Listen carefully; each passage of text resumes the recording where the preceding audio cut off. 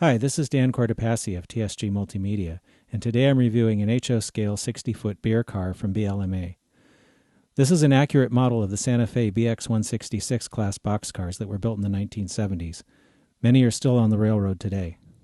The Msrp on this car is $39.95. I paid around $30 for mine. The paint is very crisp and all of the lettering is legible. There are hardly any voids in the markings that wrap around the ribs on the doors, which I thought was excellent. The grab irons are separate pieces, as are the stirrup steps. The vertical rods on the doors are separate, as is the track on the bottom that they ride on. The car comes with Katy scale couplers. The coupler height was correct on both ends. The end detail is also excellent. The car includes uncoupling levers, trainline air hose, photo-etched crossover platforms, and separately applied ladders. The brake detail on the B end is also very nicely rendered. The underbody includes full brake rigging. A few of the longer rods were slightly warped, but other than that, it's extremely well done. This car weighed 5 ounces, which is slightly under the 5.25 ounce recommended weight for a car of this size.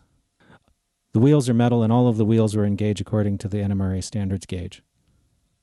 This isn't our review model. This is a different BLMA BX-166 car. I wanted to show it because there was a slight problem with the trucks on this car. As you can see, one of the wheel sets has one of the flanges installed on the wrong end. This would, of course, derail immediately if you tried to run it. I have 4 of these cars, and only one of them was like this, so I'm assuming that this is an anomaly and not something that you'd normally see. I'm not going to take off a spike for it since it's not on the review car, but it is something to look out for if you're buying one of these.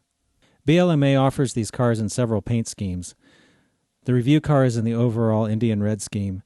Then they also have the Indian red scheme with the black ends, which is an earlier version, and they also have a couple versions of the more modern mineral brown scheme, both with and without the circle cross herald. Overall, I think this is an outstanding model. As I said before, I'm not going to take off anything for the messed up wheel set on one of the other cars since that's not the review sample. I really can't find anything to fault with this car. It's one of the best models I've ever seen, so I'm going to give it 10 out of 10 spikes. If you or your company make a product that you'd like us to review, please drop us a line at reviews@tsgmultimedia.com.